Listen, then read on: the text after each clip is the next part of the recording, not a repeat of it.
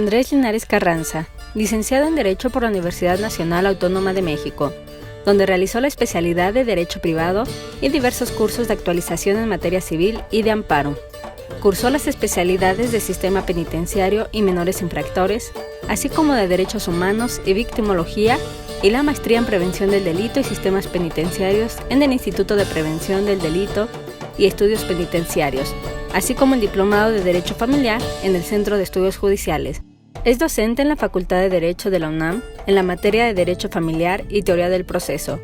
Maestro titular de Derecho Procesal Civil y Derecho Sucesorio, además de impartir clases de posgrado con las materias de Derecho Probatorio y Procesal Familiar. Ha ejercido, entre otros, los cargos de asesor jurídico de la Policía Auxiliar del Distrito Federal, secretario de Acuerdos de Juzgado Mixto de Paz Civil, director general del Ministerio Público en lo Civil y Familiar, coordinador de Asuntos de Menores e Incapaces y director general del Ministerio Público de lo Familiar. Todos estos cargos en la Procuraduría General de Justicia de la hoy Ciudad de México.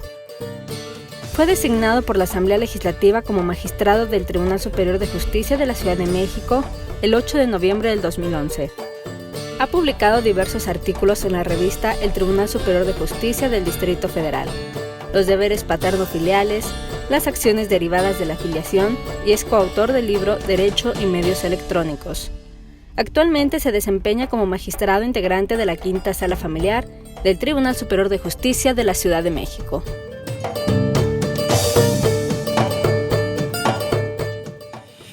No creo que pueda dar una conferencia doctoral, pero sí quisiera generar una serie de inquietudes, reflexiones.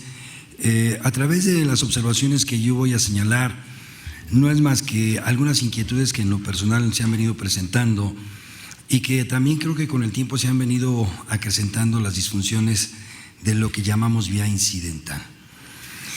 Creo que uno de los problemas que tenemos en materia familiar es el exceso de los incidentes. Aquí tenemos incidentes, digo yo, hasta para ir al baño. Pedimos incidentes de una y de otra naturaleza. Ahorita vamos a señalar algunos puntos que yo creo en lo que ni siquiera debe admitirse como incidente y también hacer algunas precisiones de lo que hemos venido considerando como vía incidental. La vía incidental, de acuerdo con su raíz, es el camino, así como hablamos de la vía ordinaria civil y hablamos de la vía de controversias del orden familiar. También en su momento y en su tiempo hubo la vía sumaria. Hoy hablamos de la vía incidental de una manera a veces tan coloquial y tan inconsistente que nos ha generado en el procedimiento familiar una serie de inconveniencias. Bien, vamos a iniciar y quisiera hacerlo incluso con un antecedente conceptual que da el maestro Becerra Bautista y en donde yo creo que se siembra la semilla de la disfunción que tenemos.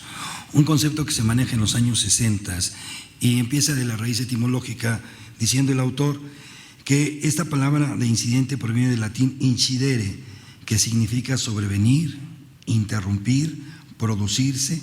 Incidencia es lo que sobreviene en el discurso de algún asunto o algún negocio, incluso pleito. Y hace énfasis el maestro de esa manera, que es lo que creo que nos ha generado problemas. Él dice, los incidentes son pequeños juicios que tienden a resolver controversias de carácter adjetivo que tienen relación inmediata y directa con el asunto principal. Lo que más daño nos hizo o nos hace es decir que es, ¿verdad?, un pequeño juicio. Si es un procedimiento y es un procedimiento incidental, más adelante voy a explicar cuál es mi concepto y nos vamos a ir, no sé, compenetrando en el tema y manejando las ideas para que ustedes también tengan sus inquietudes y las vayamos comentando más adelante. ¿Qué es lo que entendemos por incidente? Según el diccionario de Espasa, es un procedimiento o conjunto de actos necesarios para sustanciar una cuestión incidental, o sea, concepto de procedimiento. También nos señala que debe ser rechazado fundadamente cuando se formula con manifiesto abuso del derecho o extraño fraude de ley o fraude procesal. Recuerden ustedes el artículo 72 de nuestro Código de Procedimientos Civiles, se le faculta al juez a desechar, ¿verdad?, incidentes notoriamente improcedentes. Que es otra mala costumbre, como el artículo dice, en procedentes y frívolas, siempre ponemos las dos. Cuando el acto procesal puede ser uno o puede ser otro, o sea, no necesariamente ambos. que muchas veces coinciden también, no quiso decir inciden, sino coinciden, pero bien. Después dice también que un buen número de incidentes tiene una regulación específica según la cuestión que en ellos se ventila. Otro de los errores que hemos visto en la práctica. El artículo 88 del Código de Procedimientos Civiles, que se prepara o se elabora como una panacea para que el jurista tenga una herramienta útil, así como una llave inglesa, una llave universal que me sirve para cualquier medida, para cualquier situación, se convierte en una atrofia. Porque parece ser que en lugar de hablar de todos los incidentes los hacemos contenciosos. Y quiero hacer énfasis, el incidente de nulidad de actuaciones está previsto en el artículo 74-76, no en el 88. No hay actor ni demandado. O sea, la pretensión en la nulidad de actuaciones no es una pretensión contra la parte contraria. Se está atacando una actuación o algún acto procesal. Si revisáramos el incidente de oposición al inventario, al avalúo o a ambos, son incidentes ad hoc que están previstos en los artículos 825, 824, 825 y que no tiene el corte contencioso. Si hablara del incidente de oposición a la partición, pues tiene la misma naturaleza.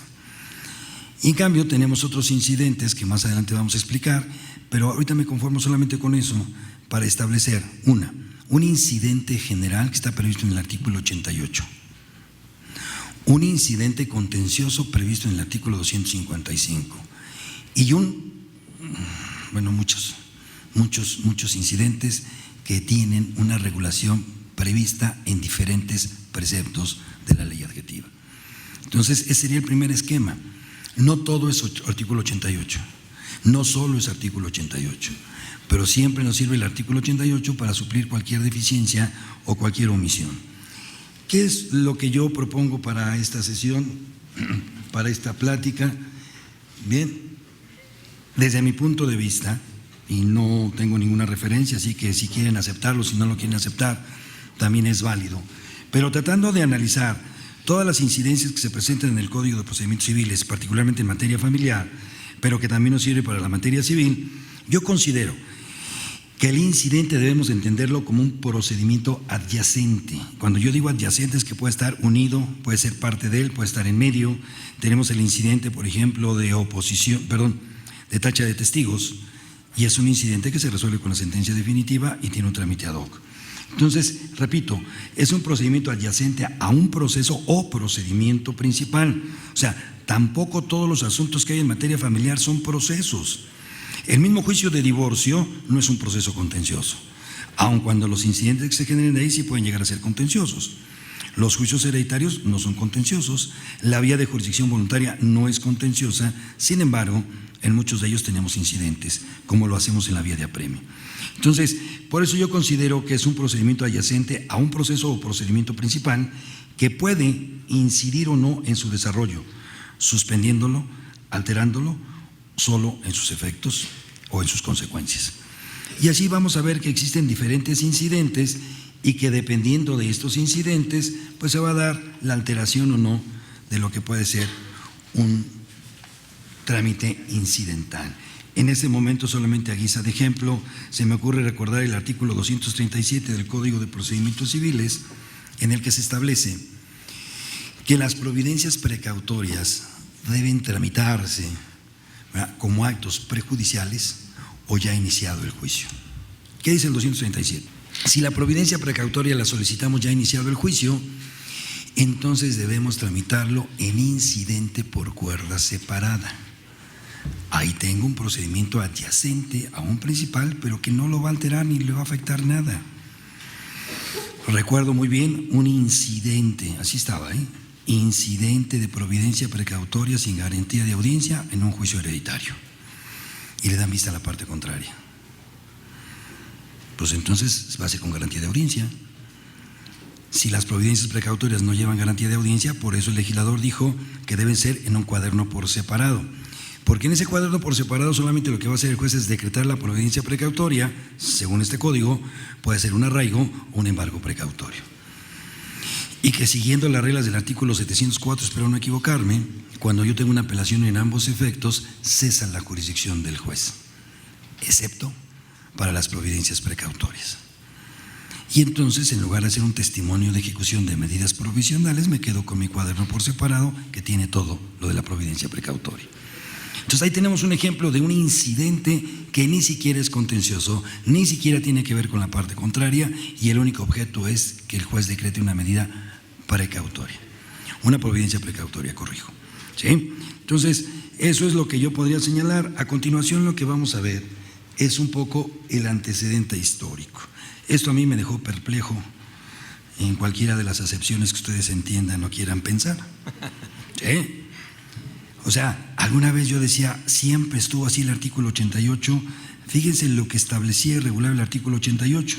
Decía: en los juicios sumarios siempre dictarán los puntos resolutivos en la audiencia de pruebas y alegatos y podrán engrosarlas dentro del tercer día. Creo que esto suena a oralidad, ¿no? Esto suena a la audiencia de juicio.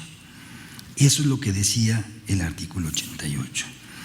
Se reforma en 1971 cuando se deroga el capítulo de juicios sumarios, se crea la controversia del orden familiar y empiezan entonces a derraparse, sobre todo en nuestra materia.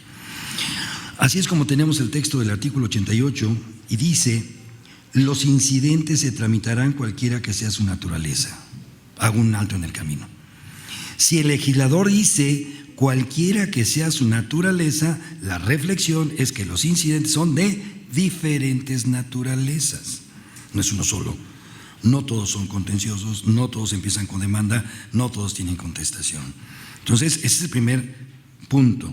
Cualquiera que sea su naturaleza. Resultado, los incidentes tienen diferentes naturalezas y por lo tanto se regulan de diferente manera. Dice: cualquiera que sea su naturaleza, con un escrito de cada parte. Ese es el principio de igualdad y garantía de audiencia. 3 días para resolver. Si se promueve prueba, o sea, no es obligado promover prueba.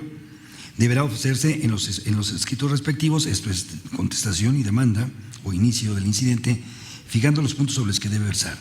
Si las pruebas no tienen relación con los puntos cuestionados incidentalmente o si estos son puramente de derecho, el tribunal deberá desecharlos. En caso de admitirlas, se citará para una audiencia dentro del término de 10 días, diferible por una sola vez, en que se reciban pruebas, se oigan brevemente las alegaciones y se cite para sentencia interlocutoria. Este artículo está íntimamente relacionado con el artículo 79 del Código de Procedimientos Civiles, que clasifica las resoluciones judiciales y dice: hay sentencias definitivas que resuelven el fondo del asunto e interlocutorias que se dictan antes o después de la definitiva. Y ahí viene otro error. Como después de la definitiva ya no puedo dictar una sentencia ya definitiva, entonces le pongo sentencia interlocutoria y entonces después de las sentencias hago incidentes. Incidentes de modificación de alimentos, o sea, suprimir, reducir, aumentar la pensión alimenticia, cambio de custodia, se relacionan con una mala interpretación del artículo 94 que más adelante vamos a ver. Curiosamente, antes de la reforma, el artículo 430, hoy derogado desde 1971, decía: se tramitarán sumariamente todos los incidentes en los juicios ordinarios y universales. Esa era la regla. Ahí están los antecedentes en donde el foro, los abogados postulantes, pues se vienen con una costumbre y como todas las reformas, nos llega la reforma, pero la costumbre no la cambiamos. Ejemplo, divorcio. Divorcio, ¿verdad? Está por cumplir 11 años la reforma y seguimos haciendo demandas y seguimos admitiendo demandas. Son solicitudes. El divorcio deja de ser contencioso. Cuando no hay defensa, cuando no hay nada que decir contra la voluntad de uno de los cónyuges, quien se levanta con el pH arriba, pues ya no quiere ser cónyuge y basta que así se lo diga al juez. Hemos confundido el cambio de naturaleza de una solicitud de divorcio con los efectos del divorcio, que de acuerdo con el artículo 287 del Código Civil sí puede convertirse en un incidente contencioso. Y digo, sí puede, porque la liquidación de la sociedad conyugal no es contencioso tampoco. Revisemos las reglas de la fracción quinta del artículo 267 del Código Civil y los requisitos de procedibilidad que debe tener el cónyuge solicitante y de los que debe tener el cónyuge emplazado. Una vez que reunimos los requisitos de la fracción quinta del 267, para mí la liquidación de sociedad conyugal debería ser como antaño, como en ejecución de sentencia. Pero el 287 me dijo que iba a ser vía incidental. Pues sí, es vía incidental, pero no contenciosa.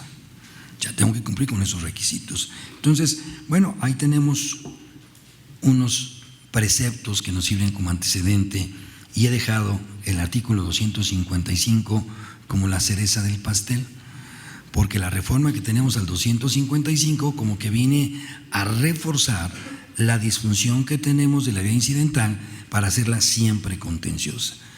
El artículo 255 en su origen, en su texto original, decía la demanda o la demanda reconvencional. Ahora dice toda contienda judicial, principal o incidental, que entonces ya dice que hay incidencias contenciosas o contiendas incidentales. ¿Esto es correcto? Sí. Porque también es cierto que sí hay incidentes contenciosos, como cuál, la remoción del albacea. Ese es un incidente netamente contencioso. También tendríamos los incidentes que se promueven después de dictada la sentencia, aunque cuando yo tengo mi opinión personal, es obvio que son incidentes contenciosos. No así contra las medidas provisionales. Más adelante voy a explicar mi opinión. En el mismo artículo 255 se adiciona para aquel entonces la fracción novena y dice, para el trámite de incidentes sin aclarar, o sea, aquí debe ser trámites contenciosos, la primera notificación se llevará a cabo en el domicilio señalado en autos por las partes si se encuentra vigente el juicio principal. Y para el caso de que haya resolución firme o ejecutoriada o haya inactividad procesal por más de 3 meses, se practicará en el lugar en el que resida la parte demandada incidentista, que será incidentada. O sea, esto me parece propio porque finalmente es una notificación personal, pero lo que me parece impropio es que consideremos que es un emplazamiento, porque el emplazamiento no viene de plazo, sino de plaza. El emplazamiento es el sometimiento del demandado a la jurisdicción del juez. Y en un incidente donde las partes ya están sometidas a la jurisdicción del juez, no hay lugar a emplazarlos. Pero eso se los explicamos a los federales porque piensan de manera diferente. ¿Sí? Entonces, han confundido una notificación personal por el transcurso del tiempo, que sí es válido, con lo que podría ser o no, ¿verdad?, una incidencia o un cambio en el proceso. Bien, ¿qué es lo que quisiera yo en este momento señalar? ¿Cuáles son los mitos que tenemos en materia de incidentes? Mitos que me gustaría que reflexionáramos y en la medida de lo posible se fueran erradicando o los ajustáramos. Dice que todo incidente o incidencia debe terminar con una sentencia interlocutoria que ya dependiendo de su naturaleza veremos el resultado. Esto es uno de los mitos que tendríamos que acabar. Un incidente de nulidad de actuaciones no necesariamente requiere una sentencia interlocutoria. Experiencia personal, asumo esa responsabilidad. Si no están de acuerdo, es válido. Si creen que estuve loco, pues ya no hago daño, porque siendo juez, ¿verdad?, cuando venía la nulidad de actuaciones por falta de emplazamiento, pues sí, yo le daba trámite. Hasta motivaba que ofrecieran la prueba confesional. ¿Para qué? Para que llegara el demandado a absolver posiciones y antes de iniciar la audiencia salía yo, ¿verdad?, el juez resuelve. Tomando en consideración que el emplazamiento tiene defectos en términos del artículo 271, se declara nulo, ¿sí? Y estando aquí presente el demandado, se procede a su emplazamiento. Se acababa. Porque hay muchas veces que el incidente es una trampa para alargar el procedimiento, ¿sí? Lo correcto, lo ortodoxo es que yo desechara el incidente de entrada o simplemente que no admitiera la prueba confesional. Pero bueno, uno con el tiempo va tomando ciertas visiones y se va aplicando. ¿Por qué lo señalo en este momento? Bueno, a mí me funcionó y porque quiero resaltar que no todos los incidentes terminan con sentencia. Tanto el artículo 824-25, no recuerdo con exactitud, como el 866, me parece, 868 establecen que los incidentes de oposición al inventario, al avalúo o a ambos, y al incidente de oposición al proyecto de partición, si los incidentistas no acuden a la audiencia, se sobresee el asunto, se les tiene por desistidos, tampoco va a haber sentencia interlocutoria. Y eso está ahí en el código desde 1932, o sea, no es nuevo, ahí está. Y si no creen, saquen su código, o si no, llegando a casa lo revisan, porque dice lo mismo que el mío. Y si hay dudas, bueno, pues chequen, ¿verdad?, el diario oficial de la Federación, porque para 1932 este código, ¿verdad?, salió publicado en el diario oficial de la Federación. Entonces, ese es el primer mito, no todos los incidentes deben terminar con sentencia interlocutoria. Si yo me refiero a lo que llamamos medida provisional por costumbre, que para mí no lo es una medida cautelar, las medidas cautelares son resoluciones judiciales que deben preservar bienes, derechos o la integridad física de una persona cuya situación jurídica debe resolverse en un proceso principal. El primer problema lo tuvimos con el artículo 282 del Código Civil, que en su texto original no decía medida provisional.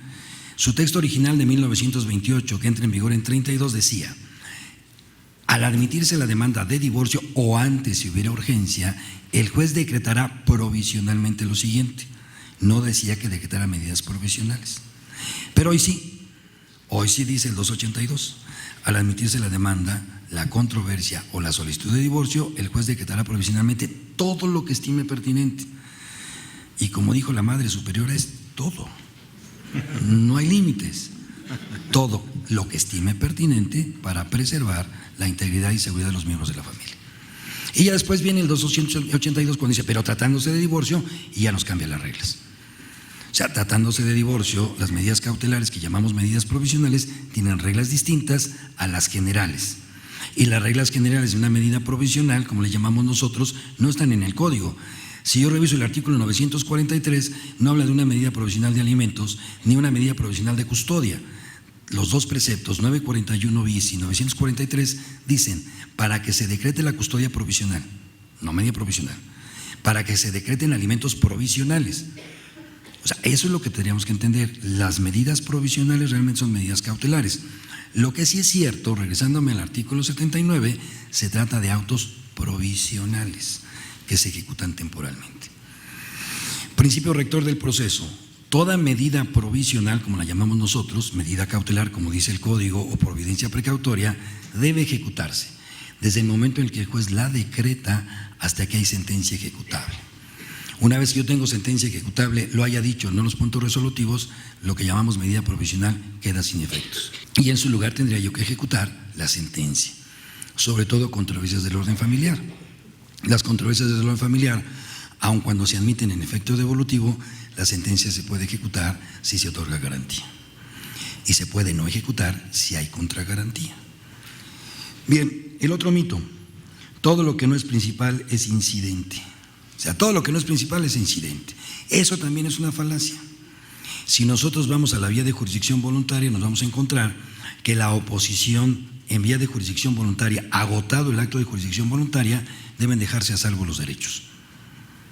Pero si se manifiesta la oposición dentro de los procedimientos que siguen a partir del artículo 902, la oposición se debe tramitar en vía incidental. Y ese incidente no está en un principal, está en una jurisdicción voluntaria. Si ustedes consideran que los juicios hereditarios no tienen cuaderno principal porque son secciones, los incidentes que hay en la sección segunda, tercera y cuarta no están en un principal, son parte de eso. Y si yo reviso el Código de Procedimientos Civiles, voy a ver que el artículo 784 me dice que todos los juicios hereditarios deben tener 4 secciones. No que puedan, deben tener. Y deben de iniciarse simultáneamente, a menos que hubiese impedimento para ello. Entonces, ahí tenemos incidentes que por su naturaleza lo son. Uno de los últimos incidentes que se me viene a la memoria y que yo creo que vale la pena comentar es el incidente de homologación de sentencia.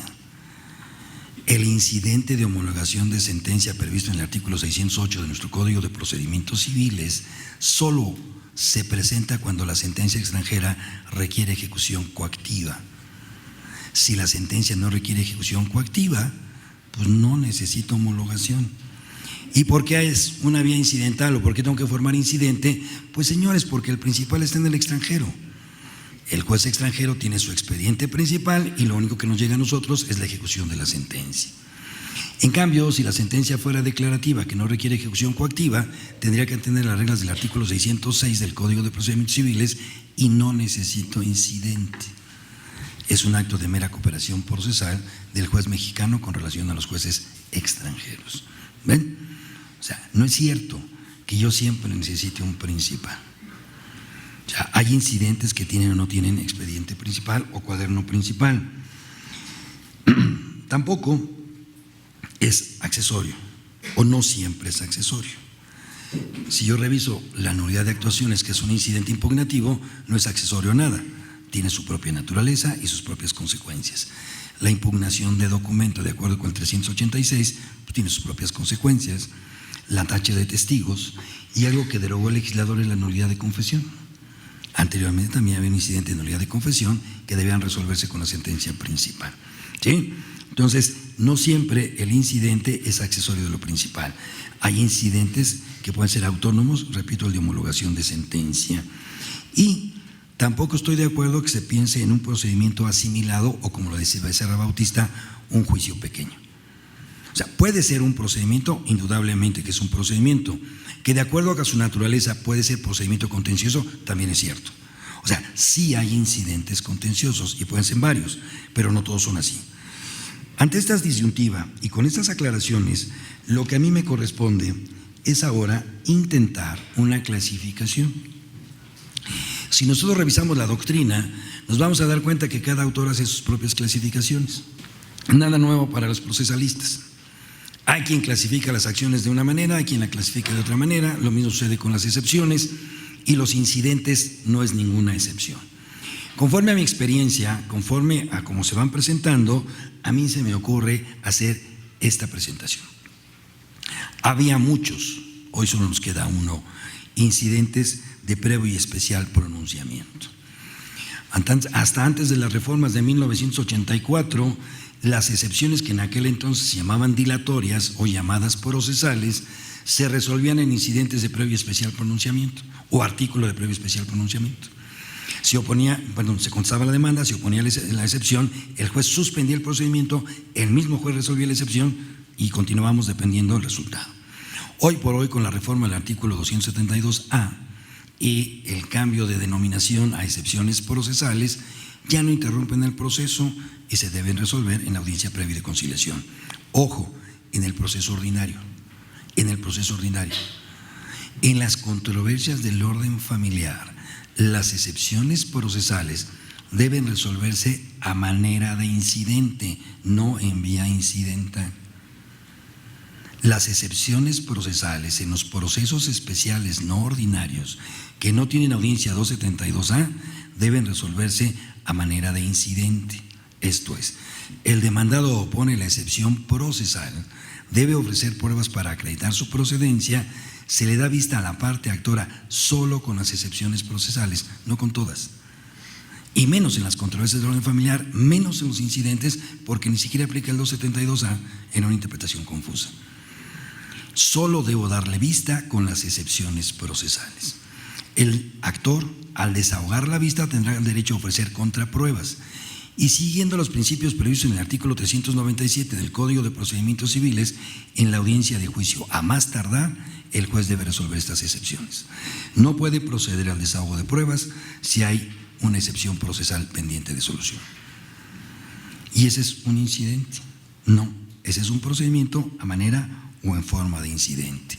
Y todo esto para explicarles que lo único que nos queda como incidente de previo especial pronunciamiento, por lo menos en la Ciudad de México, es el incidente en unidad de actuaciones por falta de emplazamiento. Falta de emplazamiento, no defecto en el emplazamiento. El único incidente que interrumpe el procedimiento, ¿verdad?, es, ¿verdad?, la falta de emplazamiento. Sin perder de vista que hay otra figura procesal que se llama, ¿verdad?, interrupción de procedimiento, suspensión de procedimiento, pero eso sería otro tema para otra charla cuando ustedes quieran platicar sobre caducidades. Por lo pronto me quedo con eso, ¿sí? Por cuerda separada. ¿Qué significa un incidente por cuerda separada? Es un incidente que no afecta la sustancia del proceso y que por tanto lo puedo tramitar, glosar y concluir sin que deba estar agregado al cuaderno principal, pero también porque no le afecta. Hasta ahorita, después de revisar nuestro Código de Procedimientos Civiles, el único incidente que nos queda por cuerda separada sería el de providencias precautorias. Pero también yo creo que valdría la pena que si nosotros tomamos en cuenta el artículo 237 y lo aplicamos por analogía y aprendemos o instrumentamos o ajustamos, practicamos a que nuestras medidas profesionales obren en cuaderno por cuerda separada, posiblemente nos evitemos muchos problemas. Porque para cuando llegue la sentencia definitiva, pues resolvemos la definitiva. Una mala práctica que tenemos en materia familiar es que los incidentes para modificar las medidas provisionales se engrosan más que los principales. Y después de algunas semanas, meses o años, resolvemos la medida provisional y regresamos al principal. Entonces yo creo que hay que atender el principal. El único precepto que yo recuerdo en este momento, ya lo mencioné, es el 237, que dice que deben tramitarse por cuerda separada. Y después tenemos a manera o forma de incidente. A manera o forma de incidente son trámites procedimentales con un escrito de cada parte y resolución. ¿Qué tenemos como trámite a manera de incidente? Ya mencioné algunos, ¿sí? Entre ellos habíamos comentado, por ejemplo, las excepciones procesales en los juicios no ordinarios. Como ejemplo tendríamos la regularización del procedimiento. El 272 GGG, no, nomás es uno, ¿verdad? 272G, es que parece que se escribe con J y repetido, ¿no? Bueno, el 272G dice que se puede regularizar el procedimiento cuando hay que subsanar alguna omisión. Eso dice el 272G, pero parece que es el 684 del Código de Procedimientos Civiles que habla del recurso de revocación. Dice que el juez puede revocar sus propias determinaciones a través de la regularización del 272G o por escrito de alguna de las partes. Si la regularización la pide una de las partes, debe acompañar copia de traslado. El juez debe darle vista a la parte contraria y resolver si procede o no la regularización del procedimiento. La costumbre, solo se lo pido al juez, no invoco el 684 y el juez decide si resuelve o no resuelve, porque la regularización del procedimiento del juzgador es facultad y determinación del juzgador. Pero a petición de las partes, conforme el 684, debe dársele vista a la parte contraria y una vez desahogada la vista resolver si regulariza o no, fundar y motivar su resolución. Entonces, ese es otro trámite a manera de incidente, ¿sí? Siempre que yo tengo que hacer un trámite con un escrito de cada parte y resolver, es a manera o en forma de incidente y no vía incidental. No vía incidental. Y ahí tenemos el artículo 214, que yo he venido manejando ya desde hace mucho tiempo y que bueno, sé que no todos comparten o casi nadie comparte esta opinión. El artículo 214 habla de un incidente de inconformidad respecto de las medidas que tome con la separación de cónyuges, entre ellos alimentos y custodia provisionales. Y dice el artículo 210, el juez puede variarlas de oficio, porque se lo pidan los cónyuges, algunos así dice, alguno de los cónyuges, o él lo decida. Pero también, conforme al artículo 214, alguno de los cónyuges puede presentar un incidente de inconformidad, no de cambio de medidas, inconformidad. Y este incidente tiene la ventaja, lo dice expresamente, no es recurrible. Y bueno, son de los trámites que podemos ir a manera de incidente. Luego hablamos de incidentes que se resuelven con la definitiva. También ya he venido mencionando. El típico es la tacha de testigos. La impugnación de documentos, que se ha venido también un tanto distorsionando, porque una cosa es impugnar los documentos ofrecidos como prueba para quitarles valor probatorio y que el juez no puede meterse sobre la declaración o no de la nulidad, y otra cosa es la impugnación de acto procesal consistente en los escritos, que tienen una situación parecida, porque si un ocurso no es firmado por quien dice serlo, pues la única manera que tengo de impugnarlo es impugnando su firma. Entonces tendría que aplicar el 386 por analogía. Entonces es un incidente que tiene por objeto nada más declarar que la firma que calza el escrito no es del suscriptor y por lo tanto ese acto jurídico procesal es ineficaz. Pero nos aventamos todos un incidente y ofrecemos la prueba y dictamos sentencia, la sentencia es apelable, la sentencia es recurrible en amparo indirecto, el amparo indirecto es recurrible en revisión y meses después decimos si es o no es, ¿no? Entonces, bueno, creo que ahí es donde tendríamos nosotros que hablar, ¿verdad?, de esos incidentes, unos que se resuelven con la sentencia definitiva, que sí es la impugnación de documentos ofrecidos como prueba, y otra que es la impugnación de veracidad o no de los documentos consistentes en promociones, ¿sí? Y de pasadita me voy a referir al artículo 797, porque no se crean que todo es culpa de nosotros, también el legislador tiene sus hierros. El artículo 797 en su texto original solamente decía que si no se impugnaba la validez del testamento, se reconocían los derechos de quien estuviera en el testamento y punto. que quien impugnara el testamento tendría que hacerlo en juicio ordinario, igual que la calidad de herederos. Hasta aquí estaba bien. Pero después viene una reforma y dice que si se impugna la autenticidad, y nos manda el artículo 88, craso error, porque entonces pareciera ser que es otra vez una demanda, es una contestación, son excepciones, son pruebas y bla, bla, bla, bla. Y no, yo creo que el 797 debe remitirse al 387 e impugnar de falso un testamento porque no es la firma del testador o porque la escritura no existe, es apócrifa. Y entonces lo único que tengo que hacer yo como juzgador es acudir a la notaría, revisar la matriz, no existe, se declara ineficaz el testamento. La firma no es del testador, es nulo el testamento y punto. Ya no entro al fondo, no es que no tenga que entrar al fondo, si no hay testamento el juicio es intestamentario, tan sencillo como eso. Entonces, eso es cuando hablamos de incidentes, ¿verdad?, que se resuelven o no en la definitiva. Y luego finalmente dejé los últimos, que son incidentes especiales o ad hoc. Entre ellos el más común es el de nulidad de actuaciones. En verdad que a mí en lo personal me genera cierto sentimiento adverso ver incidentes de nulidad de actuaciones donde se dice el actor probó su acción y el demandado no probó su excepción. Y yo pregunto, ¿quién es actor? O sea, aquí cuando yo hablo de una nulidad de actuación es porque falta formalidades esenciales al procedimiento, ojo, y colocan en estado de indefensión a alguna de las partes.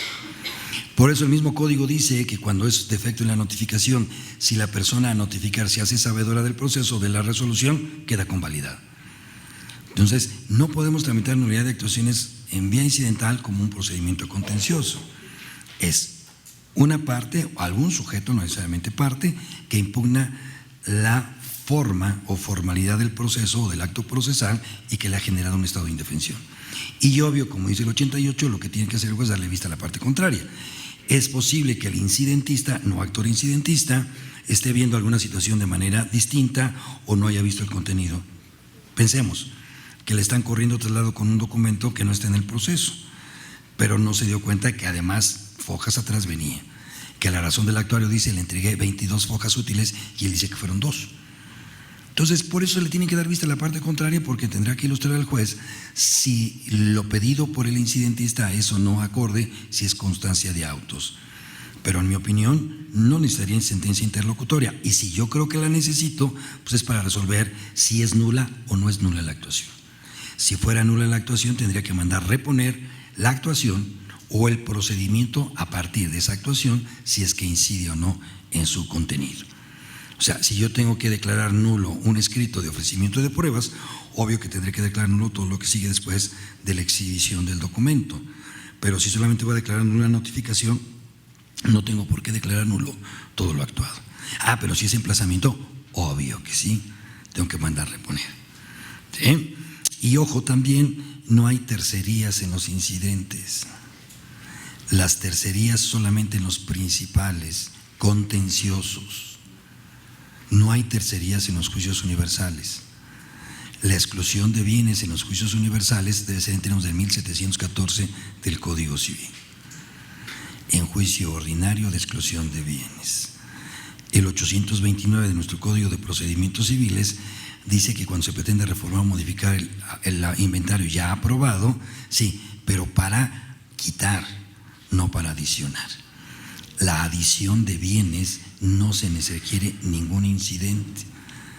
Ningún incidente. Espero no equivocarme, pero el artículo 1789 o 1791 del Código Civil dice que una vez hecha la partición, si aparecieran nuevos bienes, se hará un proyecto suplementario en el que se cumplirán las formalidades de este título. Habla de todo el título y no dice que deberían ser bien incidental. Es acudo a la sección segunda, le digo, juez, voy a adicionar este bien, acredito la propiedad, se le da vista a los interesados por el término de 10 días, se exhibe el avalúo y se aprueba o no esa adición, aprobada esa adición, si hay cuentas que rendir, y si no, voy al proyecto de partición suplementario. Son incidentes, no son incidentes, son procedimientos ad hoc, que están previstos, eso sí, diseminados en todo el código, y que mi obligación es tener una visión panorámica de cómo debe ser un juicio universal, un juicio no contencioso y un proceso contencioso, ya sea ordinario o sea especial. Por lo que hace a la materia familiar, ya ordinarios nos quedan casi nada, si no es que digo nada. Para el proceso escrito, solo tengo juicios ordinarios tratándose de juicios hereditarios, nulidad de testamento, incapacidad para heredar, inoficiosidad de testamento. Ya quedamos que la impugnación del testamento por inexistente o por apócrifo debe ser el incidente. Entonces, la nulidad de matrimonio ya se fue a oralidad, la rectificación de acta se fue al registro civil, o sea, ni ellos ni nosotros. O sea, hasta ahorita no recuerdo ningún juicio ordinario que todavía tenga que sostener en materia familiar, lo que significa que deben ser controversias del orden familiar. Y aprovecho a hacer un comercial, no tiene que ver nada con esto, pero en las controversias del orden familiar nunca cabe la apelación en efecto preventivo. La apelación en efecto preventivo solamente para los juicios ordinarios. Digo, ya es algo accesorio, pero se me viene a la mente y si no lo digo ahorita, reviento.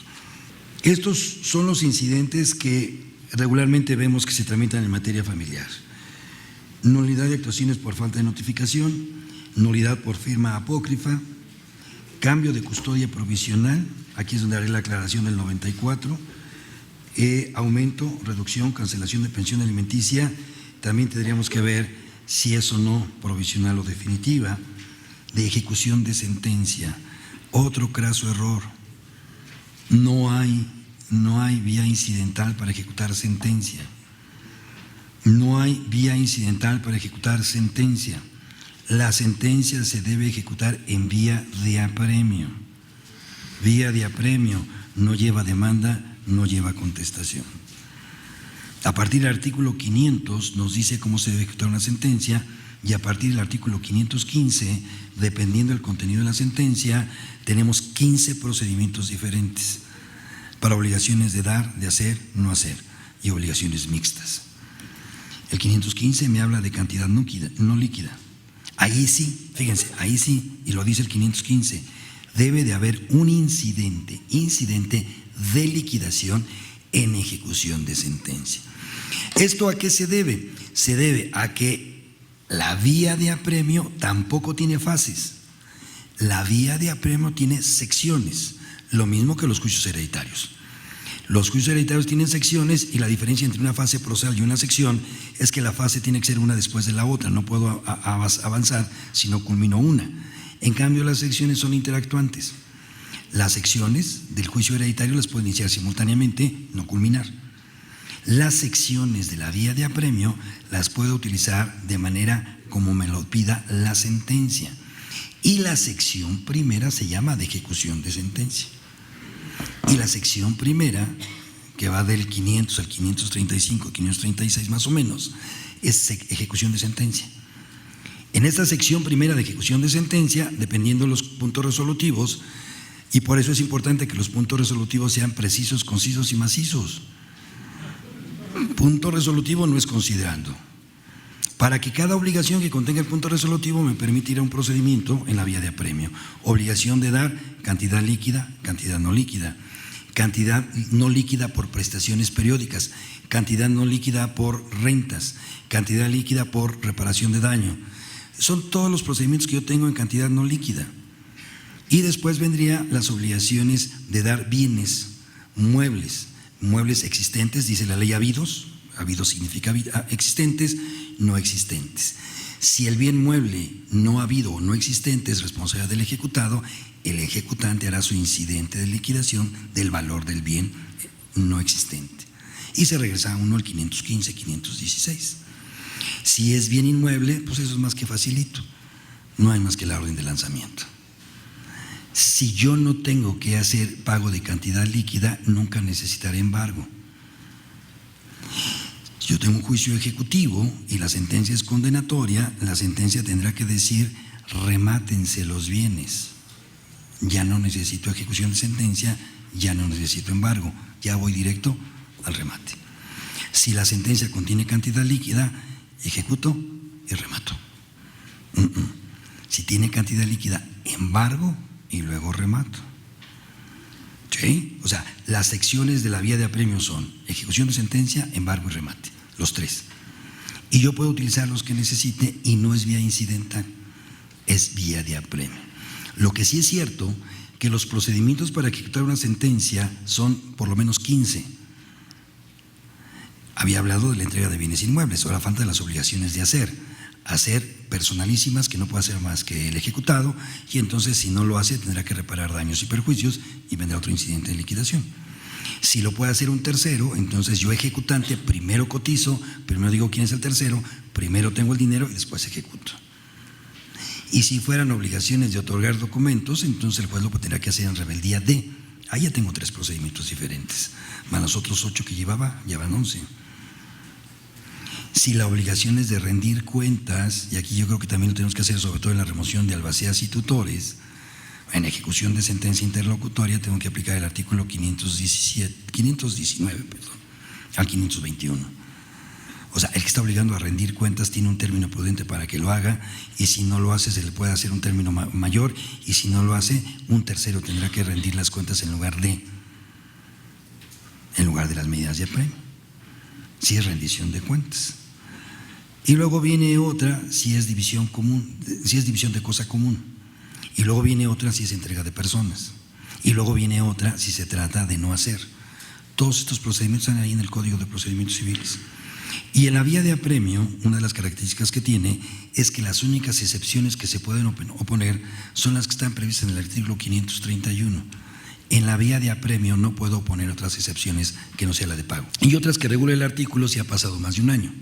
Entonces, creo que lo primero que tenemos que hacer es evitar la vía incidental para ejecutar sentencias, ¿sí?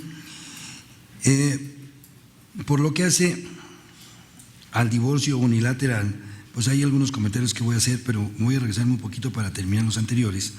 En cuanto a la medida de actuaciones, ya lo había comentado, por falta de notificación, es un escrito de cada parte, se dicte o no se dicte sentencia, sí hay que resolverlo, pero repito, no es demanda, no hay contestación. O sea, no puedo decir que es actor incidentista, ofrecerle pruebas y admitirle pruebas y hacer toda una contienda. Si es falta de forma, las constancias de autos me dicen en qué consiste la falta de forma. La firma apócrifa, también ya lo comenté, hay que fundarnos en el artículo 387, aunque no regule esta firma apócrifa, de acuerdo con el artículo 18 de nuestro Código Civil, dice que la falta de precepto no será motivo para que el juez deje de resolver, y el artículo 19 nos habla de los principios rectores del derecho procesal, y entre ellos el de analogía. Entonces, la impugnación o redargüimiento de falso por una firma apócrifa sigue las reglas que se contienen en el artículo 387, y el impugnante tendrá que ofrecer la prueba respectiva. La parte contraria se le da vista y solamente tiene derecho a ofrecer contrapruebas, no más, y se resolverá en una sentencia interlocutoria, dejando ineficaz o declarando ineficaz la promoción. En cambio de custodia, aumento, reducción y cancelación de pensión alimenticia, en mi opinión, se debe a una práctica que parte de una mala interpretación del artículo 94. Si nosotros revisamos el artículo 94, dice las resoluciones dictadas con carácter de provisionales. No habla medidas provisionales, pero obvio es que las medidas provisionales son resoluciones provisionales, se ejecutan temporalmente. Entonces dice el artículo 94, las determinaciones dictadas con carácter de provisionales se pueden modificar en sentencia interlocutoria o definitiva. Quiero decirles que este artículo fue redactado en 1932, no en el año 2000. En 1932 existía el juicio sumario. En 1932 no había controversia del orden familiar. Y entonces, en 1932, las sentencias interlocutorias para modificar medidas provisionales eran las previstas en los artículos 214, al que ya me referí, y 252, que es el incidente que puede hacer alguien contra quien se dictó una providencia precautoria, ¿sí? Un incidente es de inconformidad conforme al 214 y el otro incidente es de reclamación conforme al artículo 252. El incidente de inconformidad no admite recurso, el 252 no dice nada, admite recurso. A esas sentencias interlocutorias se refirió el legislador en 1932. Hoy por hoy las hemos confundido y hemos admitido incidentes para modificar medidas provisionales. Y claro, sí se puede modificar, pero además lo puede hacer el juez de oficio y también se puede modificar a través de un incidente de inconformidad. Si le queremos dar el viso de contencioso, bueno, pues eso ha venido funcionando y yo no lo voy a borrar de un plumazo, pero vale la pena establecer que el artículo 94 en su primer párrafo habla de autos o determinaciones dictadas con carácter de provisionales. Y luego viene un punto y seguido.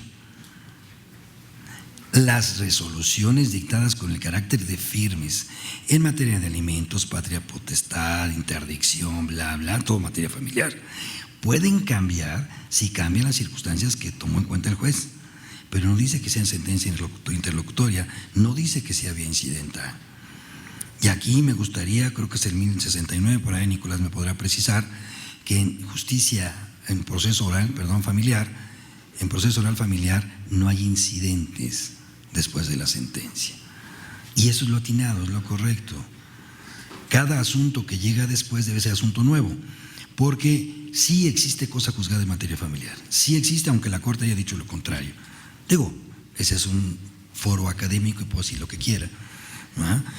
No estoy en la ley de amparo, que estoy obligado a cumplir la ley y la jurisprudencia. ¿Por qué? Porque la Corte dijo que en materia familiar no hay cosa juzgada. Si no hubiese cosa juzgada no podríamos ejecutar la sentencia. Lo que sí es cierto es que la naturaleza de la cosa juzgada en materia familiar es distinta. Un juicio de alimentos no juzga sobre la fuente de la obligación alimentaria, juzga para el monto de la pensión. Entonces, si el juez determina el monto de la pensión según capacidad y necesidad, el juez podrá juzgar nuevamente para cancelar, reducir o aumentar en juicio autónomo.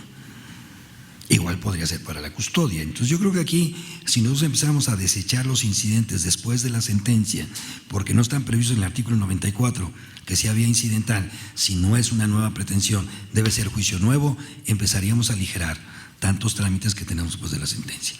Y empezaríamos a darle una naturaleza propia a lo que es la cosa juzgada en materia familiar. ¿Sí? Esa es mi opinión en cuanto al 94.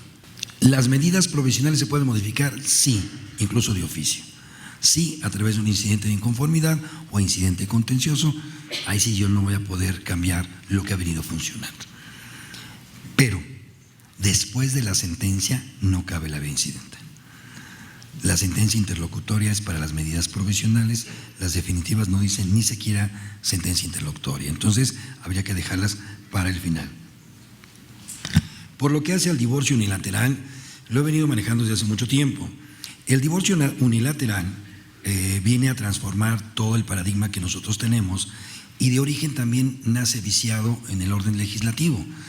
¿Cómo es posible que un proceso que se convierte en procedimiento no contencioso lo dejen en el juicio ordinario? Ya no tendría que hacer o no tiene nada que hacer el juicio de divorcio regulado en el artículo 255, cuya naturaleza es de una contienda. Entonces también eso, por lo menos estructuralmente, pues impacta para el promovente. Pues tengo un juicio ordinario y el juicio ordinario es contencioso. Sí, pero su naturaleza no es de contienda. Cuando alguien decide hacer algo y no tiene oposición del lado contrario, no hay contradicción. Y lo mismo sucede con la disolución de copropiedad. Lo mismo sucede con la liquidación de sociedad conyugal. Una vez disuelto el vínculo matrimonial, su liquidación es inexorable, no hay defensa. El tema es qué hay y cómo nos toca. Punto. Y entonces lo que viene aquí es la interpretación que hacemos del artículo 267 y luego, primero el 266 y luego el 267. El 266 me dice que el divorcio, ¿verdad?, es la disolución del vínculo matrimonial que deja a los cónyuges en aptitud de reincidir. Esto es volver a contraer otro. ¿Sí? Así dice el 266. Y dice que para obtener el divorcio se debe presentar una solicitud en el que se cumplen los requisitos del 267. Y yo hoy voy al 267. Y fíjense, nada más lo que yo propongo es interpretar integralmente y ajustar las palabras. Si la solicitud es bilateral, a la solicitud debe acompañarse un convenio que resuelva las consecuencias inherentes al divorcio. Pues son los dos, acuerdo de voluntades. Pero si la solicitud de divorcio es unilateral, debe de acompañarse una propuesta para resolver las consecuencias inherentes del divorcio. Pero el legislador dijo propuestas de convenios, como si fuera una lotería, como si fuera una tómbola.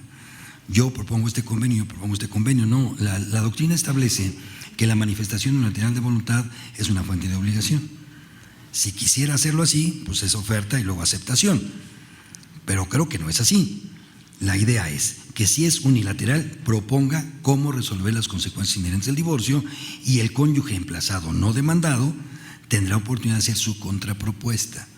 Entre la propuesta y la contrapropuesta, en términos del artículo 287, el juez lo mandará a llamar y tratará de avenir las diferencias. Ahora sí, ya juntos, empezamos con fracción primera. Custodia, tú o ella o tú. ¿No se ponen de acuerdo? Siguiente punto. Convivencias, pues si no hay custodia, no hay convivencia. ¿Cierto o no? Hay custodia, hay convivencia. ¿Se ponen de acuerdo? Ya quedó resuelto. Alimentos. Alimentos para los hijos y alimentos para el cónyuge acreedor. Mismo tema, dos fuentes diferentes. En relación a la obligación alimentaria con los hijos es inexorable también. Con relación al cónyuge, aquí eran las reglas del 288. Entonces yo puedo convenir los alimentos con mis hijos y dejar aparte de la cónyuge y queda pendiente. Finalmente, algo que veo poco es el uso del domicilio conyugal. Una de las innovaciones que tenemos en el artículo 67 fue la fracción cuarta, porque anteriormente, una vez disuelto el vínculo matrimonial, el cónyuge propietario que no vivía en el domicilio conyugal, pues se las veía de Caín para decir, ya vete. La fuente de la generación posesoria o la fuente de la posesión se terminó. Pues sí, pero estoy cómodo, cómoda aquí y no me voy.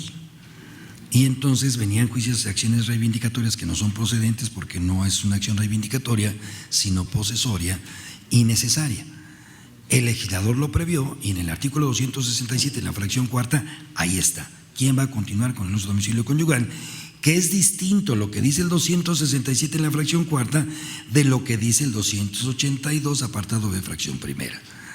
Uno es quién va a estar en el domicilio conyugal como medida cautelar y otro es quién se va a quedar a vivir en el domicilio después de disuelto el vínculo matrimonial. Uno está en el 267, consecuencia inherente al divorcio, otro en el 282, que es medida cautelar o medida provisional. Y hasta aquí se acabó lo que son consecuencias inherentes al divorcio con relación a la persona de los cónyuges o de los hijos, y yo creo que tal vez estas cuatro las podemos acumular en un solo incidente, una sola incidencia. Yo creo que las tres primeras sí, la última ya cuesta trabajo, pero se vale. Pero la que yo no puedo acumular son los efectos patrimoniales, previstos en la fracción quinta y en la fracción sexta. Dice, si están casados bajo el régimen de sociedad conyugal, a la solicitud y a la contrapropuesta se debe de exhibir capitulaciones matrimoniales, un inventario, el que afirma está obligado a aprobar. El cónyuge que dice que tienen 3,000 hectáreas de terreno y 200 distribuidoras de automóviles, pues que lo demuestre. Si no, pues no pasa el inventario, ¿no? Ahora, hay bienes muebles, eso sí, se presume la propiedad con la posesión y con la contestación es suficiente para acreditar que hay bienes muebles. Después hay que acompañar un avalúo con la solicitud y también el proyecto de partición. Así dice el 266, fracción quinta. Y el cónyuge emplazado tendrá que hacer una propuesta en el mismo sentido. Le faltaron. No voy a excluir. Y no puedo yo excluir porque una de las cosas es de que el cónyuge solicitante ya acreditó que esos bienes se adquirieron durante la vigencia del matrimonio. Pero como no lo ha acreditado, generamos ahí la disyuntiva. Para acompañar otro avalúo si considera que no es el correcto y acompañar otro proyecto partitorio. Para que el juez, en términos del artículo 287, en su momento haga esas avenencias y pueda resolver a través de convenio la liquidación. Y la fracción sexta es un poco más complicada porque la fracción sexta habla de la compensación, en donde el cónyuge que se ha dedicado preponderantemente a las actividades del hogar carece de bienes, los que tiene son infinitamente menores, pues tiene derecho a una compensación que puede ser hasta el 50%. Y como dice la Corte, va del 1% al 50%, ¿no? No tiene que ser el 50%, ni tampoco tenía que ser el 1%, pero es lo que establece. Entonces, ¿qué es lo que quiero decir yo? Que el artículo 287 del Código Civil dice que si los cónyuges no se ponen de acuerdo, el juez tendrá que decretar el divorcio y dejar a salvo los derechos para que en vía incidental se resuelva. Y el 287 se refiere al artículo 88. Pero el mismo legislador, en el mismo decreto, en la misma publicación que salió el mismo día, dice 272A. Tratándose de divorcio, el juicio no se abrirá a prueba. El juez mandará preparar las que hayan sido ofrecidas en los convenios. Y entonces yo digo a Chihuahuas, ¿en un convenio voy a ofrecer pruebas? Yo le digo a alguien que quiero convencer de algún buen negocio, te invito a comer, y me dice, pruébamelo. Pues así está el código. O sea, tengo que ofrecer pruebas relacionadas con mis convenios. No, yo creo que aquí lo correcto y lo que tenemos que interpretar ortodoxamente es que a la solicitud de divorcio yo tengo que narrar hechos de mi solicitud inherentes. Nos casamos, domicilio conyugal para competencia, tuvimos o no tuvimos hijos. Pero el solicitante también debe decir, para sustentar mi propuesta, te digo que pasaron estos hechos. Quiero que la custodia esté conmigo porque bla, bla, bla. Quiero que me dé tanto de alimentos porque gasto, porque gana. Y tengo que narrar hechos y entonces yo tengo que ofrecer pruebas para probar los hechos en los que sustento mi propuesta. Así sí, porque las pruebas solamente son para hechos y no para convenios. Entonces ahí es donde nosotros tenemos que hacer esa armonía en la interpretación. Pero mi tema no es las pruebas, mi tema son incidentes. Porque dice el 287, si no se ponen de acuerdo, debe estar, y nos mandan al artículo 88, y yo creo que conforme al 88 sí puede haber custodia, convivencias, alimentos y uso del domicilio. Pero la liquidación de sociedad conyugal no va en el 88. Tenemos que seguir las reglas del 205 del Código Civil, que nos remite a su vez a las reglas de las sucesiones hereditarias, que si revisamos ya no tiene la fracción quinta del 267. Entonces, producto del divorcio, ¿tenemos incidentes contenciosos? Sí. Que así dijo el legislador y tenemos que resolver de manera definitiva, no en una sentencia definitiva, sino interlocutoria, sí. Y por eso incluso los federales consideran que contra estas determinaciones en la apelación debe ser amparo directo. Pero no porque sea sentencia definitiva, sino porque tiene naturaleza de definitividad. Entonces, esos son los incidentes, en mi opinión, que se debe tramitar en juicio de divorcio. Ahora, medidas provisionales. Yo sugiero que nunca se pongan en los puntos resolutivos de la sentencia de divorcio. Lo que a mí me parece muy propio y que también se ha visto es que diga el juzgador, subsisten las medidas provisionales, que aunque no lo dijera, pero creo que más claro, más mejor. Entonces, pero hasta ahí, pero no decretar medidas provisionales en los puntos resolutivos, porque es lo que a veces provoca el fuego. Ahora, las medidas provisionales en juicios de divorcio se pueden decretar desde que lo piden, incluso si vemos el apartado A del 282 dice de oficio, el B dice contestada la solicitud. Y si no se decretó, mientras que no se resuelvan incidentes para resolver de manera definitiva, el juez tiene facultad para estas medidas provisionales. Pero estas medidas provisionales tienen que ser en el principal, no en los incidentes. Las medidas provisionales, que insisto, son medidas cautelares en términos del 282, van en el expediente principal del divorcio, no en los incidentes. Yo no debo decretar pensión alimenticia cuando me dicen que yo resuelvo la situación de la obligación alimentaria. Yo debo hacerlo en el principal desde que se presenta la solicitud. Entonces, si no se ha solicitado, tampoco estoy obligado a hacerlo, aunque la ley me lo faculta, pero cuando me piden estas medidas provisionales, yo sugiero esté en el principal y no en los incidentes. En el peor de los casos, si va a haber un incidente de modificación, que sea en el principal y no en el incidente del incidente para el incidente. Porque en el incidente para resolver las consecuencias inherentes al divorcio, tengo incidente de nulidad de actuaciones, tengo incidente de impugnación del documento, tengo incidente de cambio de medidas provisionales y bueno, hasta me canso de decir, ¿no? Entonces, eso es en cuanto al tema incidencias en el divorcio. Concluyendo, los incidentes en el procedimiento de divorcio unilateral serían, después de celebrar la audiencia que se refiere al 287 del Código Civil, y contenciosos para las fracciones 1 a 4 del 267, no contencioso para la fracción quinta y un incidente diferente para la fracción sexta, que sí puede ser contencioso, aunque yo tengo mis reservas, porque la fracción sexta la puedo equiparar al 516. O sea, si un cónyuge hizo propuestas de que se le dé una compensación y ya está acreditado en autos, si trabajó o no trabajó, pues ya es muy fácil, porque el juez tiene las facultades que le da el artículo 282 en su fracción cuarta. Una vez contestada la solicitud de divorcio, el juez debe requerir a ambos cónyuges para que manifiesten bajo protesta de decir verdad qué bienes han adquirido, bajo qué título, al gritar la propiedad y cuál es su valor. Y eso está dentro de las providencias, medidas cautelares o medidas provisionales. Si yo preparo todo esto para la incidencia, pues ya tengo, ¿verdad?, todos los ingredientes para el guisado. Y si a esto le agrego el 283 en su fracción cuarta, que dice que el juez, al dictar sentencia de divorcio, debe resolver la situación de los hijos y se refiere particularmente a la obligación alimentaria, y termina diciendo que ambos cónyuges divorciados deben contribuir a los alimentos según sus ingresos, según sus bienes. Entonces, ahí está correlacionado 283, fracción quinta y sexta, con 282, fracción cuarta, en apartado B. Entonces, esa sería para mí la propuesta que hago para el juicio de divorcio. Y después vendría fijación de cuantificación de pensión provisional en juicio sucesorio. No conozco, bueno, mejor no digo. Pero no estoy de acuerdo en que se deba fijar una pensión provisional en un juicio hereditario, no al lugar. La fuente de la obligación alimentaria es la filiación. Esa es la verdadera fuente de la obligación alimentaria, de donde proviene el parentesco. Entonces, los otros parientes, pues solamente que esté filiado con el tronco. En el caso de que el deudor o acreedor fallezcan, se extingue la obligación alimentaria. En un juicio hereditario solo puede haber alimentos respecto de pensiones devengadas, esto es, el autor de la herencia dejó de pagar pensiones ya fijadas. Es un crédito a cargo de la herencia. 2.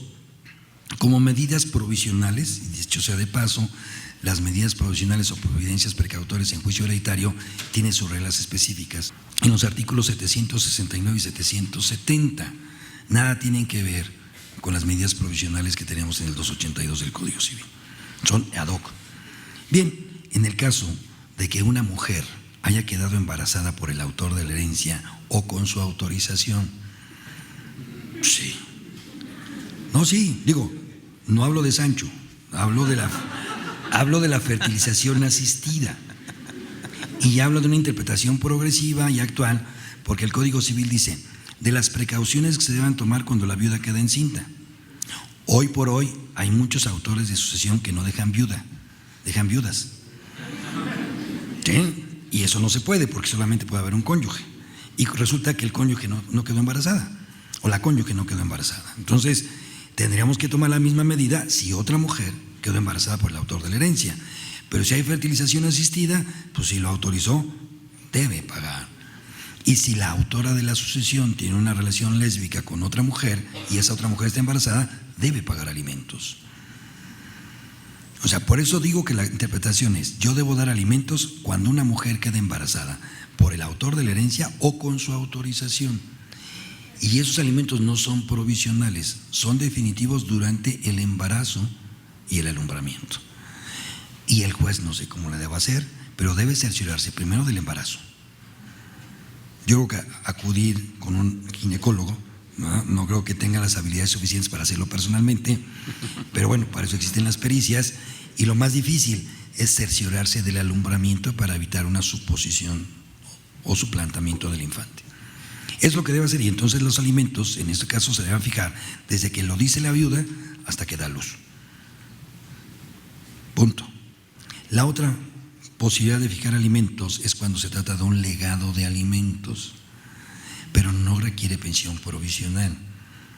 Los legados se pagan una vez aprobada la sección segunda, y el pago de legados es un acto de administración. En la sección tercera se deben pagar legados y no hay que esperar a la sección cuarta, cualquiera que sea su naturaleza. Entonces, los alimentos se tendrían que dar en la sección tercera como pago de legado. Y la última opción se llama testamento inoficioso. Pero el testamento inoficioso es un juicio ordinario en donde la pensión alimenticia se fijará en la sentencia que declare procedente la acción, y claro, con cargo a la masa hereditaria. Fuera de estos supuestos no hay alimentos. Entonces, no puede haber incidentes de alimentos, y menos provisionales, en un juicio hereditario, cualquiera que sea su naturaleza. Si los herederos, ¿verdad?, no sabían qué hacía el autor de la herencia, o por su edad no se les permite hacerse cargo de los negocios, el Código de Procedimientos Civiles prevé la distribución provisional de los frutos. Y a través de la distribución provisional de los frutos, los herederos reciben los frutos, ya pueden comer de la herencia. ¿Que no lo hacen? Bueno, ahí sí, ¿verdad? Como dice aquel chiste, ¿verdad? No comiste porque no quisiste, ahí estaba. ¿Sí? Ahí estaba, ahí está en el código. Entonces, yo creo que son incidentes que no debemos admitir siquiera. Y claro, hay que hacer el razonamiento adecuado para ello. Después de esto, lo que yo quisiera plantearles a ustedes, ¿cuáles son los incidentes previstos en el Código de Procedimientos Civiles? Tenemos incidente de nulidad de actuaciones, ya lo vimos en el artículo 74-76, un incidente de inconformidad previsto en el artículo 214, el incidente de reclamación, ¿verdad? Es en el caso de la providencia precautoria, artículo 252, el incidente de tacha de testigos. En esto es importante que señalemos, y creo que lo he visto en la mayoría de los casos, no es lo mismo tachar a un testigo porque hay elementos que afectan su credibilidad que no declaró, a decir que hay tacha de testigos porque él dijo que estaba vestido de azul y el otro dijo que era de rojo, porque dijo que estaba a 100 metros y a 100 metros no puede escuchar todo lo que le gritó. O sea, eso no es motivo de tacha de testigos. Así lo dice la ley, no quisiera equivocarme, 373 o 378 dice que procede la tacha de testigos cuando los elementos que afectan la credibilidad del testigo no están en sus declaraciones. O sea, yo tengo que decir, el testigo no pudo cerciorarse o darse cuenta de lo que declaró porque ese día, a esa hora, estaba en otro lugar. Y lo que voy a decretar es que estaba en otro lugar. Y el incidente de tacha de testigos no permite la prueba testimonial. Normalmente son pruebas instrumentales o documentales. Con el incidente de tacha de testigos, la parte contraria del oferente se convierte en incidentista. El oferente es el incidentado. Ambos ofrecen sus pruebas y el juez se queda calladito y se espera la sentencia definitiva. No se resuelve antes, pero tampoco se puede dejar de resolver en la definitiva. Lo mismo pasa con la impugnación del documento en términos del 387, y en este caso es la prueba pericial o la inspección de la matriz. Y al resolver el incidente de impugnación, el juez dice sin valor probatorio. No confundir con la objeción de documentos, que en materia mercantil sí es vía incidental, en materia civil no. Es una mera objeción. Tacha de testigos ya, impugnación de documentos también, nulidad de confesión. Este artículo fue derogado en el Código de Procedimientos Civiles. Sin embargo, de acuerdo con los antecedentes históricos, algún abogado postulante podría pensar que si su absolvente, ¿verdad?, no estaba en sus cabales o no supo qué decir, o las posiciones eran confusas, pues aquí habría un antecedente histórico muy difícil de admitir, pero anteriormente existía la nulidad de confesión, que también tendría que resolverse con la sentencia definitiva. El otro incidente, que es liquidación en ejecución de sentencia, no liquidación de ejecución de sentencia, no incidente de ejecución de sentencia. O sea, la vía incidental no nos es útil para ejecutar sentencia y menos de manera contenciosa. Es incidente de liquidación en ejecución de sentencia, previsto en el artículo 515, al que se remiten los artículos, como es el 516, como es en el caso de muebles no habidos, como es en el caso de la obligación de no hacer, como es en el caso de rendición de cuentas, creo que son los que se vienen ahorita a la mente, que terminan en un incidente de liquidación en ejecución de sentencia. El más típico y el que conocemos desde hace muchos años es la planilla de liquidación para el pago de costas. ¿Sí? Indemnización en obligaciones aquí debe ser de no hacer, me faltó ahí un no, porque no hay indemnización por hacer. Y después, no es cierto, déjenme corregir, habla de obligaciones de hacer que pueda hacer un tercero en lugar del ejecutado. Sí, ya lo había comentado. Si la sentencia condena, por ejemplo, a hacer una casa en un contrato de obra de prestación de servicios, ya sea obra asada o precios unitarios, el juez condena al demandado a ejecutar la obra, pero ya no lo encuentro o ya no quiere trabajar, entonces yo tengo que buscar otro arquitecto que elabore la obra previa a la liquidación. Y después viene la de no hacer, ¿sí? Obligación de no hacer. Homologación de sentencia extranjera, también ya me permití explicarlo, no sé si hay alguna duda, más adelante les amplío sus dudas. Regularización de procedimiento, también ya comentamos, creo que es el 684, que habla de regularización de procedimiento distinto al 272G. Autenticidad o existencia del testamento, también ya hablamos del 797, que es en vía incidental. Remoción de albacea, típico, ¿sí?, es contencioso. La revocación de albacea ni siquiera necesita incidente. Basta que lo pidan la mayoría de los herederos no legatarios, a menos que sean solo legados, y que designen otro. Ahora, el albacea revocado debe darle risa, debe estar feliz, porque tiene derecho a cobrar sus honorarios rascándose la barriga. Ya, si algún albacea lo revocan, perfecto, yo recibo mi porción hereditaria o recibo mis honorarios sin trabajar. No sé por qué apelan y hacen tantas cosas, pero bueno, ese es otro cuento. En cambio, la remoción sí debe ser vía incidental y si es un incidente típicamente contencioso. 1749 del Código Civil, y después tendríamos también la remoción de tutores en los procedimientos de interdicción o de nombramiento de tutor de menores. Oposición a la rendición de cuentas, este también es verdaderamente contencioso. Si ustedes se dan cuenta, el incidente de oposición a la rendición de cuentas es distinto a la oposición al inventario, al avalúo o a la partición.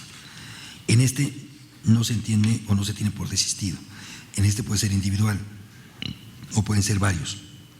Y la oposición de rendición de cuentas no solamente en juicios hereditarios, sino en cualquier otro juicio donde haya que rendir cuentas, como en el caso de los que ejercen patria potestad o desempeñan tutela. Oposición al proyecto de partición.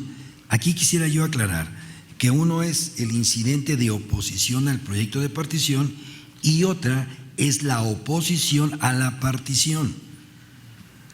O sea, los herederos pueden oponerse al proyecto que fue formulado. Yo aquí lo que recomendaría para evitar estos incidentes, que en lugar de tener por presentado el proyecto que hace el albacea, yo siempre le requiera, cumpla con el 862. El artículo 862 requiere que para formular proyecto partitorio, primero debo pedir instrucciones a los herederos. Si yo primero pido instrucciones a los herederos, difícilmente lo van a objetar. Digo, hay de todo en la viña del Señor, pero ahí reduzco.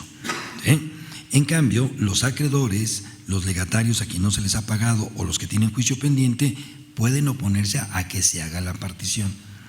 Y el juez debe suspender la sección cuarta de partición y no permitir que se haga esa partición. Entonces, ahí hay una pequeña diferencia, pero es importante. Oposición en la jurisdicción voluntaria típica, ya habíamos comentado, no quisiera equivocarme, creo que es el 898, que dice que si ya está consumado el acto de jurisdicción voluntaria, el opositor se tendrá que dejar a salvo sus derechos. Esto se refiere a la jurisdicción voluntaria típica, esto es una simple notificación, una interpelación, una información testimonial, en donde yo, juez, ya resolví o ya hice la determinación o ya sancioné el acto y vienen y se oponen, te dejo a salvo tus derechos. En cambio, el artículo 900 dice, si en los procedimientos a que se refieren los siguientes capítulos se oponen las partes, se debe tramitar en vía incidental o en vía de juicio contencioso, según sea el caso. Y hablaría, por ejemplo, el artículo 939, que habla del depósito de menores o incapaces sujetos a patria potestad o tutela. Si el juez decreta un depósito y viene un opositor, es posible que lo pueda resolver en vía incidental o tenga que ser un juicio de controversia del orden familiar. Y ahí tendría que mutar la jurisdicción voluntaria a una contención, pero el actor es el que no promovió la jurisdicción voluntaria.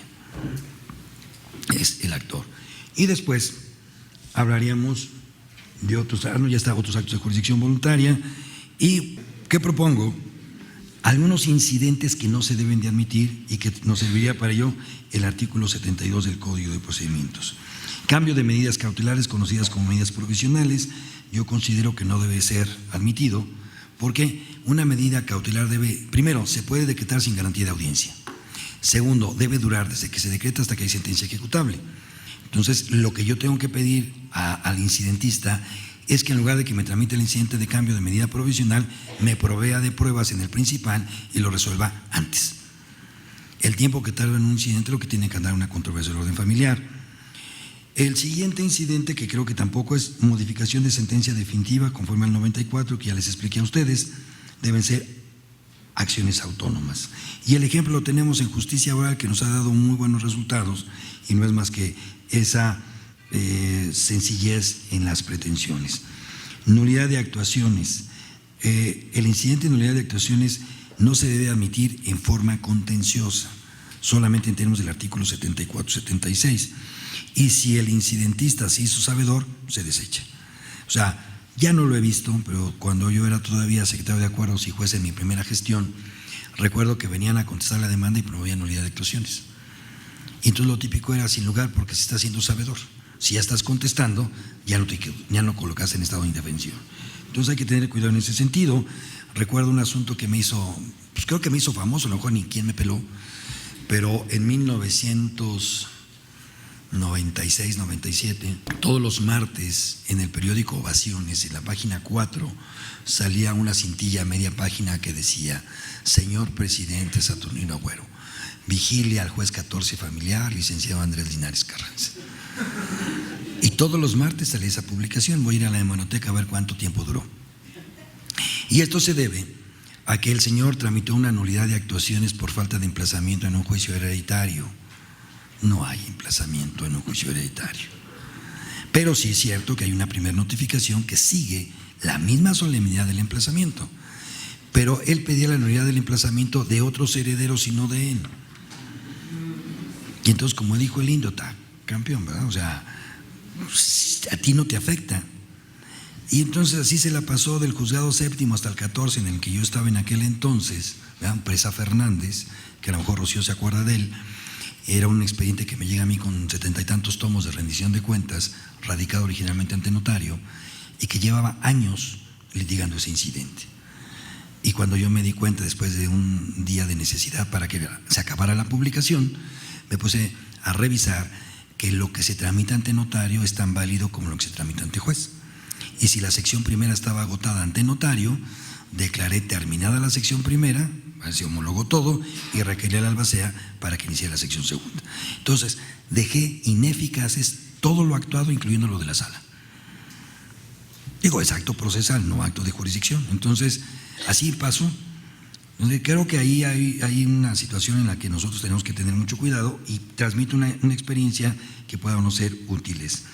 Y esto cuando hablo de la nulidad de actuaciones, nulidad de documentos, o sea, si el documento no es prueba, la nulidad cambia.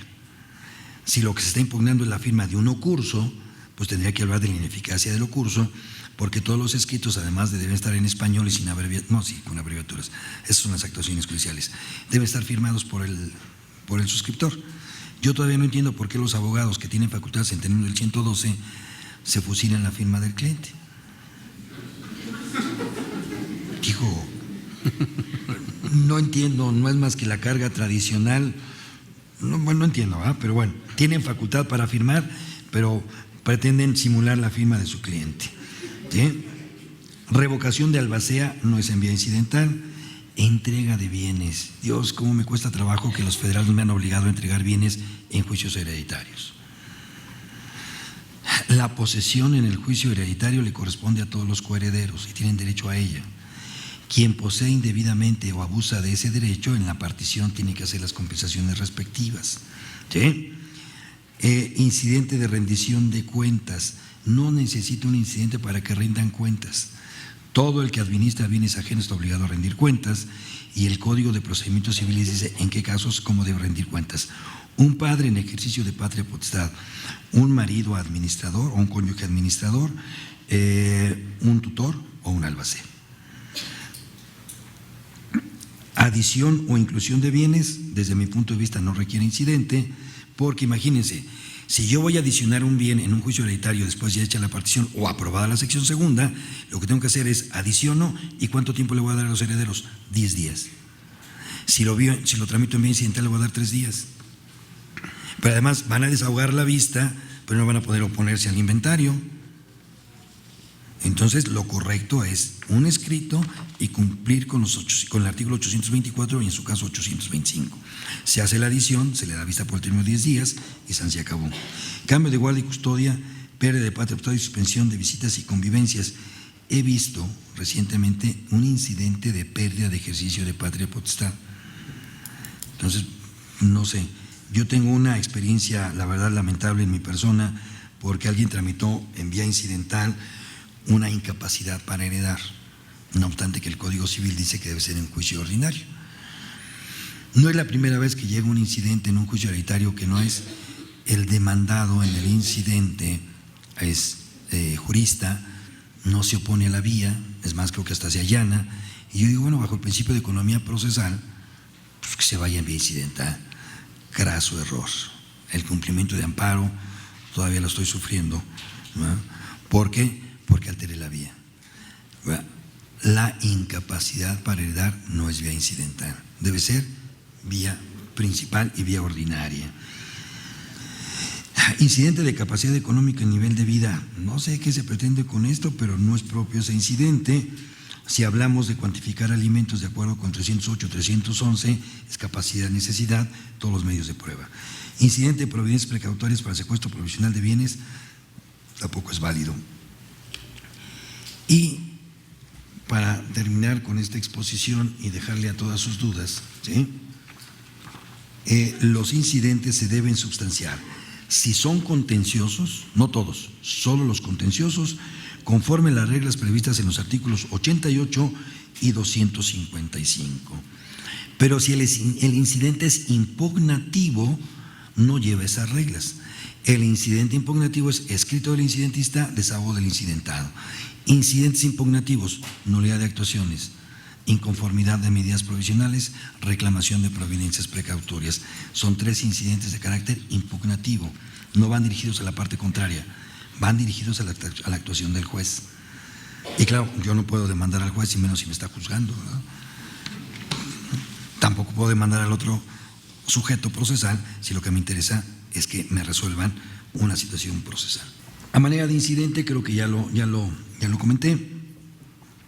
Impugnación de pruebas debe ser conforme a la naturaleza. Si es documentos, 387, si es tacha de testigos, tenemos otro procedimiento muy similar. Y la oposición al inventario, al avalúo o a ambos, y a la partición son incidentes ad hoc previstos en los artículos 824 y 823. Dice el 824, para que yo admita un incidente de esta naturaleza, el opositor, esto es el incidentista, debe precisar qué bienes son los que quiere y acreditar la propiedad.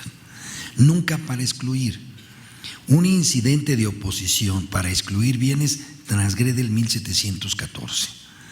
El 1714 prohíbe al juez permitir la extracción de bienes del acervo hereditario si no está acreditado en los mismos títulos. Si no fuera así, tendría que ser una anotación al margen para que eso discuta en el juicio ordinario contencioso. El que pretende excluir bienes de un acervo hereditario tiene que ser el juicio ordinario contra la sucesión, no es en vía incidental. 2. Si me estoy oponiendo al avalúo, tengo que exhibir el avalúo. Dice el código, en la audiencia deben concurrir todos los que se opusieron y son ellos los que deben llevar su perito. La oposición al avalúo no es entre el heredero y el albacea.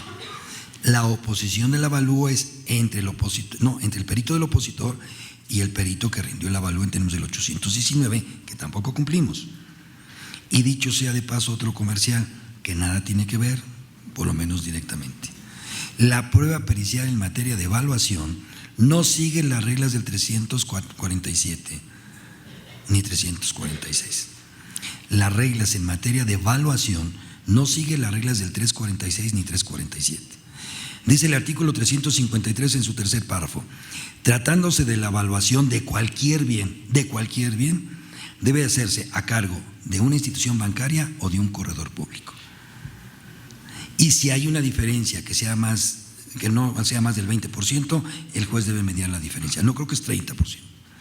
Si es más del 30%, tendrá que ser un tercero en discordia. Entonces, la evaluación en los juicios hereditarios ni sigue 346 ni sigue 347. Entonces, en el incidente de oposición al avalúo, no debo admitir prueba pericial en evaluación. El incidente de oposición al avalúo en juicios hereditarios, el opositor debe acompañar su avalúo y sin ello no le doy curso. Si quisiera admitir la prueba en evaluación, entonces tendría que ir al 353, no al 346 ni al 347. Que designe perito, que le dé el nombre, que lo comparezca a aceptar el cargo y que lo rinda el dictamen. No. El 353 dice que es institución de crédito o corredor público. Ahí están las reglas. Claro, el 353 en su primer y segundo párrafo nos camuflea el tema y se refiere a los terceros en discordia y no revisamos el tercer párrafo. Entonces, el incidente de oposición al avalúo debe seguir esas reglas. El incidente de oposición al proyecto de partición, tengo que precisar cuál es la porción o el bien que yo quiero que se me adjudique. no oponerme porque están color feo o porque me tocó en el rincón, ¿sí? Claro que aquí sí tengo algunas variantes. Yo creo que en la partición hay algo que el legislador no contempló, y esto, aun cuando nuestro código es del año 2000, es un copy-paste. Todo lo que son juicios hereditarios en el Código Civil de 2000 es exactamente lo que tenía el Código de 28, y me atrevo a decir que el Código de 28 copió el de 84, 1884. O sea, que el trámite sucesorio todavía tiene raíces de 1884, de hace 2 siglos, ¿no? Entonces, bueno, aquí sí creo que el juez, el mismo postulante, tiene que aprender a interpretar, porque hay proyectos partitorios que no podemos autorizar, no por la materia civil o sustantiva, sino administrativa. Hay un bien que no admite cómoda división por su naturaleza o por reglamentación en el desarrollo urbano. O sea, los predios de menos de 160 metros no se pueden subdividir, los predios que no tienen más, deben tener un mínimo de 7 metros de frente. Entonces, un predio que no dé más de 7 metros para cada una de las porciones no se puede subdividir. Entonces, una cosa es la subdivisión administrativa y otra cosa es la partición. Y lo curioso es que siempre hay proyecto partitorio que no se las parte. Bueno, que no parte el acervo hereditario, ¿no? Entonces, adjudicar en copropiedad y pro indiviso es lo mismo que no partir, ¿no? Entonces, eso es lo que yo podría decir así de manera somera, es lo más que me acuerdo de los incidentes, y bueno, tratar de hacer un repaso de lo que se debe hacer, de lo que no se debe hacer y de todo lo que sí se puede hacer, ¿no?